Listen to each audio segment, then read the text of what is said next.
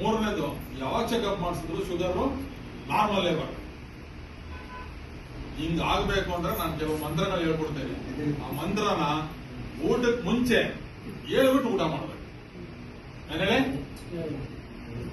ಆ ಮಂತ್ರ ಹೇಳ್ಬಿಟ್ರೆ ನಿಮ್ ಶುಗರೇ ಡೌನ್ ಆಗ್ಬಿಡುತ್ತೆ. ಬಟ್ ನಿಧಾನಕ್ಕೆ ಹೇಳಂಗಿಲ್ಲ, ಅದನ್ನ ಜೋರಾಗಿ ಹೇಳಬೇಕು. ಸುಮ್ಮನೆ ಗುಣಗುಟ್ಟಿದ್ರೆ ಆಗೋದಿಲ್ಲ. ಜೋರಾಗಿ ತಟ್ಟೆ ಮುಂದೆ ಕುತ್ಕೊಂಡು ಊಟ ಮಾಡಕ್ ಮುಂಚೆ ಈ ಮಂತ್ರನ ಹೇಳು. ಎದೋರಿಲ್ಲ ಹೇಳೋಣ. ಹೇಳ್ಬಿಟ್ಟು ಸೀದಾ ಇಳಿದು ಕೆಳಗಡೆ ಹೊಟ್ಬಿಡ್ರಿ.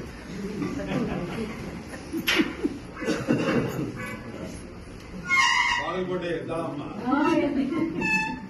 ಬ್ಯಾಗಲ್ಲಿ ಇಡ್ರಿ. ಸೊ ನಾನು ಹೇಳಿದ್ದಿನ ಕ್ಲೀನ್ ಮಂತ್ರ ಹೇಳಿ ನಿಮ್ಗೆಲ್ಲರಿಗೂ ಕೂಡ ಶುಗರ್ ಪೂರ್ತಿ ನಾರ್ಮಲ್ ಆಗಿ ನಾನು ಹೇಳ್ದಂಗೆ ಹೇಳ್ಬೇಕು. ಹೇಳ್ತೀರಾ?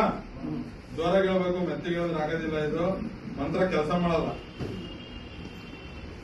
ನಾನು ಎಲ್ಲಾರು ಹೇಳ್ಬೇಕು. ಒಬ್ಬೊಬ್ಬ ಹೇಳಿದ್ರೆ ಆಗಲ್ಲ. ಶುಗರ್ ಇಲ್ದಲೇ ಇರೋರು ಹೇಳಿದ್ರೆ ಅವ್ರು ಶುಗರ್ ಬರಲ್ಲ. ನನಗೆ ಶುಗರ್ ಕೂಡ ನಾನೇ ಹೇಳಿ. ನಾನು ಇವತ್ತಿಂದ ಕಡಿಮೆ ತಿಂತೀನಿ. ಅದು ಫಸ್ಟ್ ಮಂತ್ರ.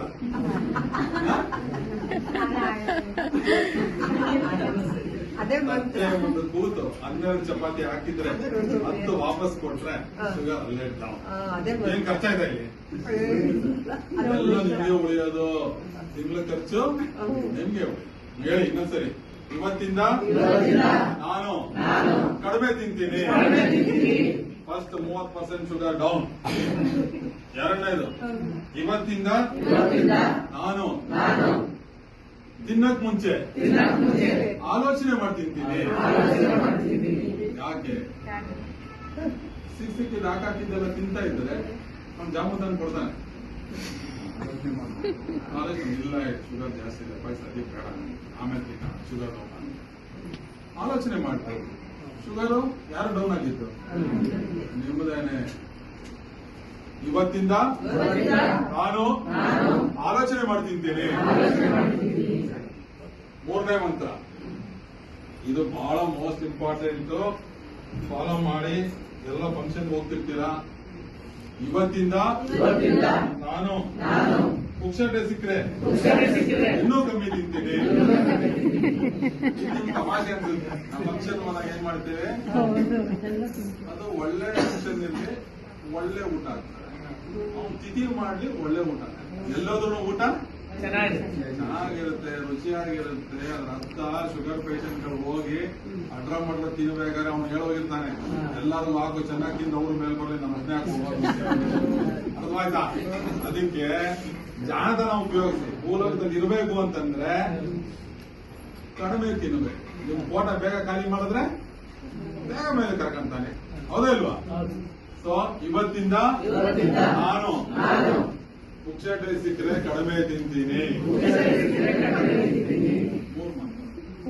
ಇದು ಈಗ ಹೇಳೋದು ಮೋಸ್ಟ್ ಇಂಪಾರ್ಟೆಂಟ್. ಇದನ್ನ ನಾವು ಯಾರು ಮಾಡೋದಿಲ್ಲ.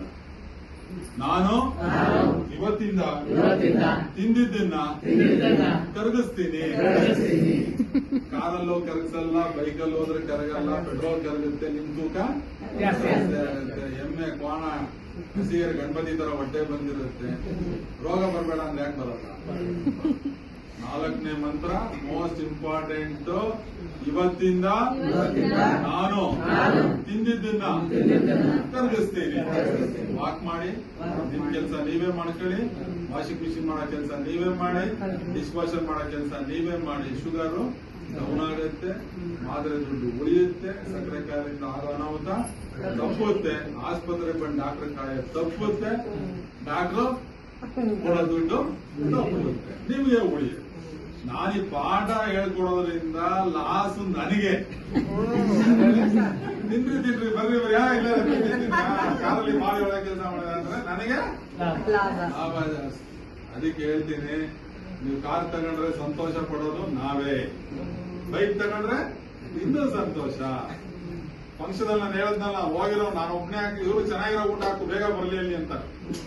ಅದಕ್ಕೆ ಶುಭ ಸಮಾರಂಭಕ್ಕಾಗಲಿ ದುಃಖ ಸಮಾರಂಭಕ್ಕಾಗಲಿ ಹೋದ್ರೆ ಆಲೋಚನೆ ಮಾಡ್ತೀವಿ. ಈ 4 ಮಂತ್ರ ಎಲ್ಲಿ ಹೇಳ್ಬೇಕು? ಮತ್ತೆ ಒಂದು ಕೂತಾಗ ಹೇಳ್ಬೇಕು. ಬೇರೆ ಟೈಮಲ್ಲಿ ಹೇಳಿದ್ರೆ ಉಪಯೋಗ ಇಲ್ಲ.